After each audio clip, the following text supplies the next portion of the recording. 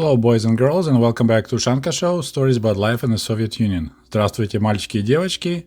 В эфире программа Ushanka Show. And speaking of boys and girls, мальчики и девочки, we're still at approximately 95% male and 5.6% female viewership on Ushanka Show. It's quite quite an interesting situation here. Today we're gonna have a little bit different video. I'll show you some pictures that I took in Ukraine in the village of my mom's called Zhovid back in 2007. This village, as every other village in the Soviet Union, had its own collective farm called Avangard, and I'll show you their repair facility, what remained of it back in 2007. If you follow my channel, you should know that I went to this village every summer since I was a little kid, but I never visited this facility. It was kind of set up a couple kilometers away from the village and away from the collective farm, and the local name was Tabar, which is kind of like Ukrainian word tabir, like a camp. And I'm not sure why they put it there, but anyway, I never seen this facility in my Soviet days, but I managed to get there in 2007. So this one was their main building, quite large. It contained a big repair shop that we will see shortly, and also showers, cafeteria, and some random equipment sitting around. So in 2007, this equipment was still sitting around. Later it disappeared. People dragged it and sold it for the metal scrap. So as I said, it's 2007. So collective farm was still existed on the paper, but it ceased to operate. So as you see, people removed a diesel engine. Anything else was of value and just left the metal skeleton. And in the far back, there's another red color, just a regular agriculture trailer for moving hay, manure, stuff like that. And here's the black and white picture for kind of like a dramatic effect. I think it looks pretty cool this way. And there's a cabin of the similar tractor, but here only cabin remained, the rest disappeared. And looking at the shape of the cabin, I think this tractor is similar to another tractor that I found in a village, but this one looks like it was privatized. So someone, former worker of collective farm, got the tractor after collective farm was dismantled. So while I was making this video, I zoomed on the picture. Unfortunately, I had a good camera, so you could tell that the tractor was called DT-75, Dieselny Traktor, Diesel Tractor 75. So a quick Google search. In Russian, DT-75, DT-75, and oh my goodness, I found so much interesting information. So this tractor was manufactured at several tractor factories in Soviet Union. Mostly it was made in Volgograd, or before that was called Stalingrad, tractor factory. So they manufactured this model from 1963 all the way till 1995. So for 32 years. The total amount of this model was manufactured 2.7 million tractors, including 1.6 million just in Stalingrad tractor factory alone. So this tractor is a fine example of socialist central planned economy. Since there was no competition, they manufactured exactly the same product for the record amount of time in record amounts. You know, it's unimaginable to have a same tractor manufactured for 30 years in millions without doing much of improvement. So the tractors from our collective farm, definitely models manufactured after 1978, when they changed the cabin. They put more bigger, like a fish tank style cabin, square cabin. And this is how DT-75 looked before 1978 upgrade. So the cabin was smaller, more like a truck style cabin, and the fuel tank was placed behind the cabin. Another fun fact, because of the fuel tank was moved from the back of the tractor to the side, it got a nickname Почтальон, the postman, because it looked just like a Soviet postman with this bag on its side full of newspapers and letters. And now back to the main topic of our video, abandoned Tabar building. As you see, I didn't pay attention back then, but brickwork looks quite poor quality. Wasn't laid professionally. It was really looks like people who didn't know what they're doing were building this building. And this is how the majority of the building look inside. So it's a large open room for repairing large equipment, tractors. I don't know if you could fit combine inside, but as you see, still a lot of equipment was just left in place. Of course, later disappeared because it's all valuable scrap metal. And the sign on the opposite side says "Не курить," no smoking. And here's the close shot of "Не курить" message, and makes you wonder, I guess someone was smoking and they maybe had a fire, and then after that it was like an afterthought, they just painted right over the concrete "Не курить." I guess placing a poster like this, "Don't smoke in the mine, but don't smoke at the repair facility," will be more impressive for such situation and for such location. Here's the close shot of the hook. I found pretty cool. Definitely well worn. It looks like it was made maybe in 1985. There's the number 85, 11, maybe 11 ton lifting capacity. And it definitely, I don't know if it's in America, it would pass like a basic rigging requirement for having so much damage on the hook. And that clip, it looks like it's bent. But anyway, I thought it would look pretty cool. I really wanted to borrow that thing, but it was just impossible for me to take apart and smuggle out. But what impressed me the most in that repair facility and this piece of equipment, which was sitting in a separate small room, I couldn't believe my eyes that was still there. Really neat, probably very expensive back in the day. So that's what we call in Russian станок, металлообрабатывающий станок. So it's a metal working станок. And the very next day I brought my brother back to this place. First day I went by myself and he was literally blown away from that abandoned place.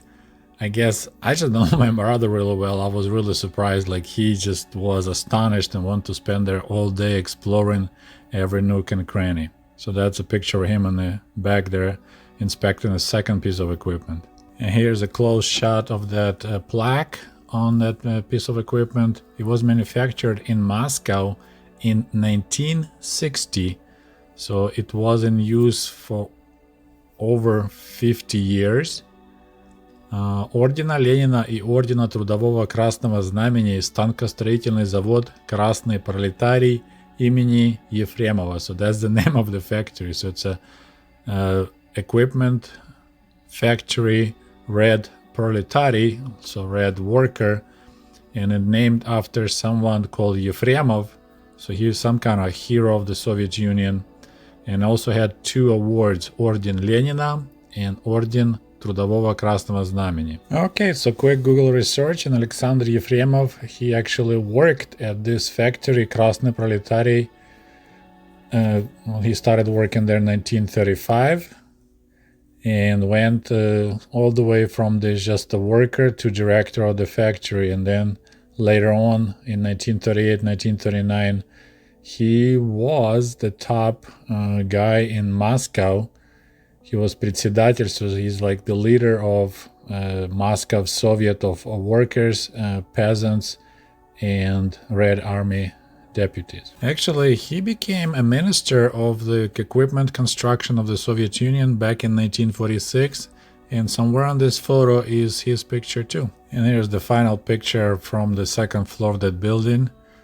I think I had a film Nikon back then, don't remember honestly, but I found it's really cool that the young tree is sprouting among the bricks, and I made it black and white for kind of more drama, and I wish I had enough skills to make the tree actually green. That would look really sweet. There were several outbuildings, and I just found cool these doors and the signs. This one says Kladovaya, which means like a warehouse or storage area, and as you see, the door was used a lot because there's a marking on the door where when they unlock the door, the thing was swinging down and grinding into wood. And I just want to quickly point out that despite the fact this is Ukraine, and people in the area, they didn't speak really like pure Ukrainian language. It was a weird mixture of Ukrainian, Belarusian, and Russian. There's actually a name for that specific dialect, but all the signage is in Russian. Не курить, Kladovaya, and so on. Another cool door, sign claims Sklad запчастей, so that's a warehouse of spare parts. Once again, sign is in Russian. But what I found interesting in this situation is the double lock. So you see this original old-fashioned rusty lock, but I guess people decided it's not enough and they put a new shiny one on it. I found that pretty cool. I wish I could get my hands on that old lock. It looks so neat. Another cool double door was the cool old lock. As I said, there's just a lot of character in these things. Unfortunately, they're gone now. And here we have two signs. One on the left says "Не курить," no smoking. And the one on the right says "Стой, брось папиросу," stop, throw away papyrus. So not throw away cigarette, throw away papyrus. I found really cute. And of course, both signs once again is in Russian. But what I found super cute is the misspelling. Papyrosa spells with P-A-P, papyrosa, but they wrote P-O-P, papyrosa. So that's kind of cute misspelling there. Sтой, брось папиросу. Then there was this really cool looking old rusty gas pump made in the USSR. Probably someone would pay buku bucks here in America, those crazy collectors of gas pumps, but I had no way of course, removing it and hauling it away. And I was a good pioneer back in the day. I didn't bring anything from that expedition. And here's the close shot of the gauge. The sign says "Diz topliva," so diesel fuel, дизельное топливо, in liters, of course. And it's quite a cool looking vintage gauge. As I said, once again, I wish I would get brave and just at least take the gauge, but I didn't. And there was another fuel pumping station, and this one, as you see, some of it is in English, kind of, some is in Russian. Выдача litrov means how many liters a person got. But on the top it says Adost. This company, this equipment was made in Czechoslovakia. I was told it's 1965 model, and this company is still in business. So they managed to survive collapse of the socialist camp, and they still supply gas pumps and other type of fuel pumps all over the Europe. So they're still in business, which I found quite amazing. But yeah, this is a Czechoslovakia product in the middle of northern Ukraine. Another close shot of the old lock. I thought it would look pretty cool. And you know, I'm thinking if somebody really wanted to break in, it would be super easy because doors made out of wood. All you need to do is just have a pry bar and you don't need to fight the lock. You just break out the whole latch system and then doors wide open. Another metal skeleton of the Soviet era tractor, but this one is a different animal. You could tell by the wheel well that it was a wheel tractor. So this is the remnants of tractor called Belarus, which came from Minsk tractor factory. So this is how this tractor looked during its better days. It was called MTZ-80, which stands for Minsky Traktorny Zavod, Minsk Tractor Factory 80, but everyone was calling it Belarus, which is Belarusia. Later they changed slightly name and started calling it Belarus. So it's like a person who lives in Belarusia. And this tractor claimed it was the most popular tractor in the Soviet Union. Fun fact, tractors Belarus used to be exported into the United States, and there's fan clubs of Belarus tractor owners, and quite a few farmers think that Soviet tractor Belarus was the best thing since the Soviet sliced bread. In Soviet Russia, bread slices you. And when I mentioned that MTZ-80 was one of the most popular wheeled tractors in the Soviet Union, I'm talking about 1.5 million tractors manufactured from 1974 until 1995. So once again, huge amount of exactly same tractors, and two factories were producing exactly same models, one in Minsk and one down south in Ukraine. But on that skeleton that I found, all I saw was of interest this little safety sticker that says «Тракторист, помни, поворот трактора при включенной блокировке дифференциала приводит к поломкам». So like tractor driver, remember, turning a tractor during when you block your differential can cause the breakage of the equipment. Well, my friends, it's all I have for you today. I hope you enjoyed this trip to the abandoned collective farm repair shop, which I did back in the summer of 2007. As always, don't forget to like this video, share with your friends, and we'll talk to you soon. До свидания. Goodbye.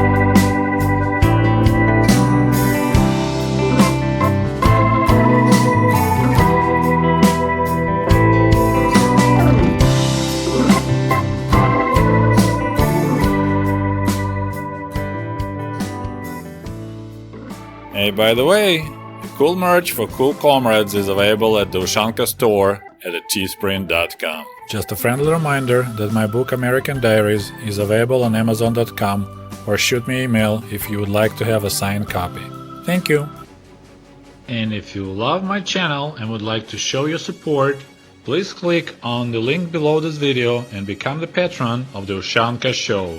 For as little as $1, you can help us grow and create the new, interesting videos about the life in Soviet Union.